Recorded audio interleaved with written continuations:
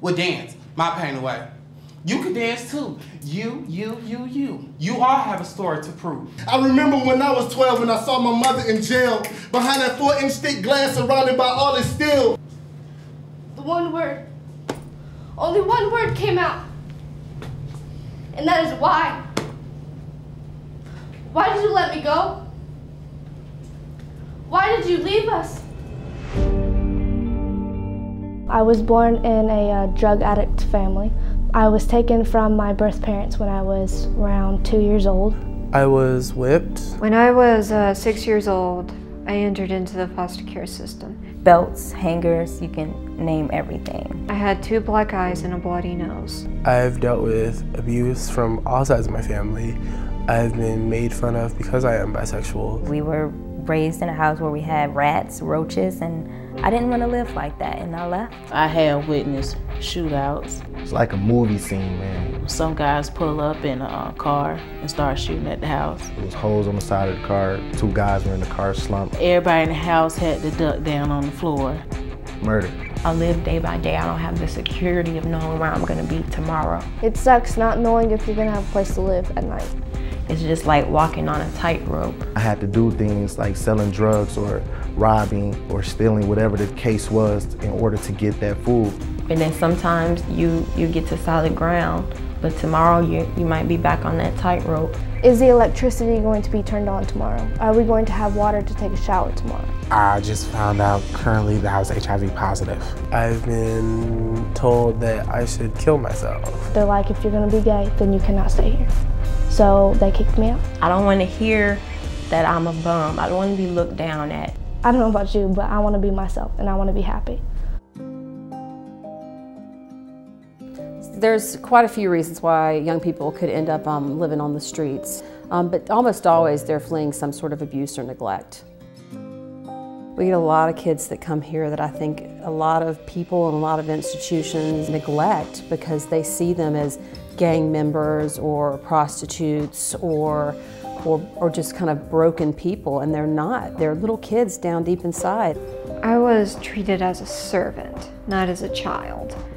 I did the dishes, cleaned the floors. They were sending me to mental institutions. Covenant House had things that the group home didn't have. They had contacts, they had resources. The first night I was there, I slept in peace. Just the simple knowledge that people were there for me, that people were going to help me, you know, it was wonderful.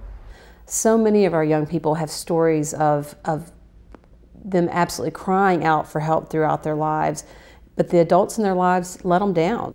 My goal, and I think a lot of our staff's goal, is to let these kids know that they have someone that believes in them and somebody that cares about them and loves them, and that they can do it. Before I came to Covenant House, I have been homeless for 3 years, moving from shelter to shelter. So I had to make ends meet and, you know, do some things that, you know, I regret. From selling weed to prostituting to check fraud. Living like that is like really scary because you never know what happened. Not having a dad figure in my life, I ran to the gang life because they all was like family to me. Oh, we're gonna take care of you, you know, we're gonna show you the love nobody's showing you. At 14 years old, I was the second biggest drug dealer around my neighborhood. Gang activity was all around me. I was on my way to work and some guys tried to rob me.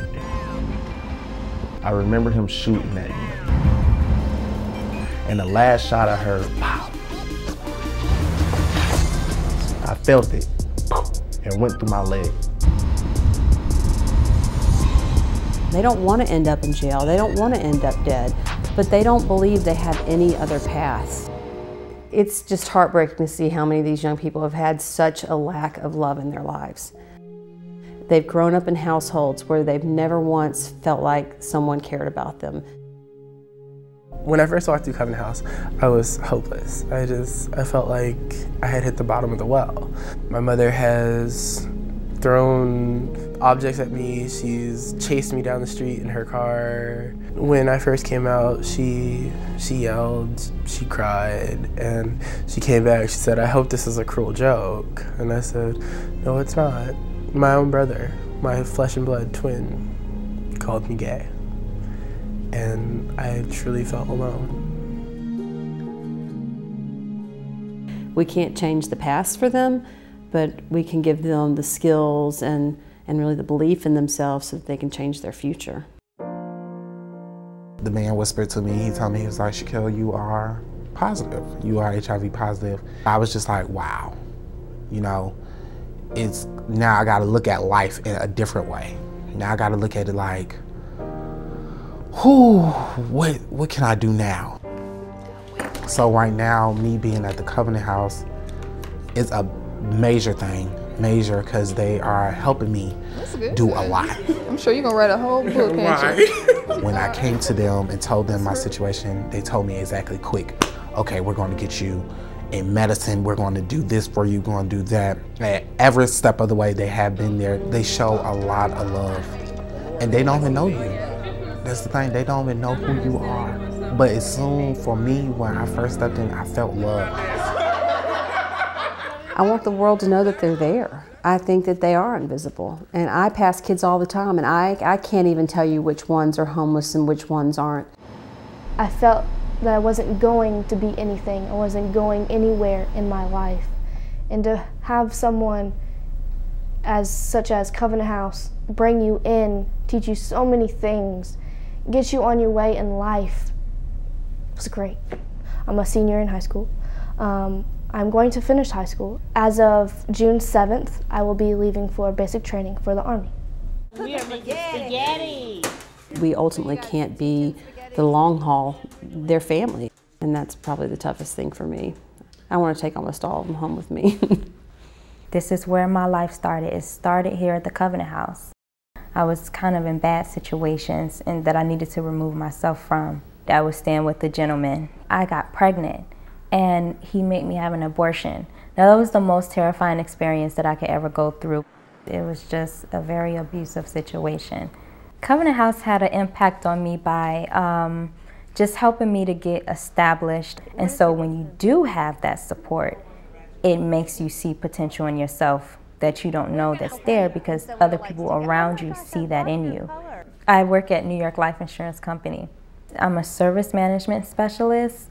I work in a corporate environment. I didn't know for sure if I would get hired because I never went to college or anything. She sat me down, she said, "Okay, so we're gonna hire you." And that moment, I was so happy because I knew that my homeless days were over. When I signed the lease, it felt like a great burden had been lifted off of me. Without Covenant House, I would not be in the situation I am in now. I would not be able to pay for this. I would not be here. It's a kettle. Okay, now how do you use something like this?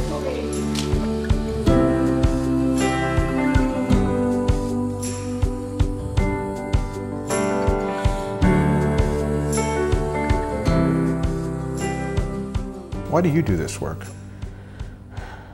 Because I think these kids are remarkable. I mean, I think that they have been through so much, and I do think a lot of times they're the kids that people may cross to the other side of the street so they don't have to pass them.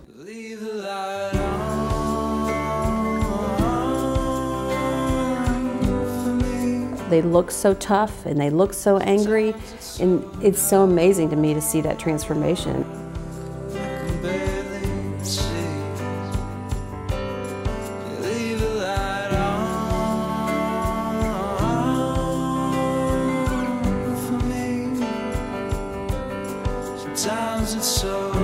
Where would you be if you hadn't encountered Covenant House? I don't know. I probably would still be homeless. On the streets, probably prostituting. I think I would be back in jail.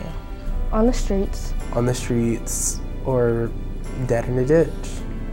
I think, true enough, I think I would have killed myself. I would have been a school dropout. I would have not had a job. life would suck. Covenant House has definitely helped me get on the right road. Now I'm in college. Now I'm working with 2 jobs. And yeah, hopefully, I can get my own place. I'm not who I used to be. I'm living independently and I'm working full time, so it's very liberating. They have taught me how to be responsible, how to trust people again. I am so happy. So happy. Did you ever think you'd get here? No. I didn't have any dreams, any hopes before coming to House. And now I reach for the stars.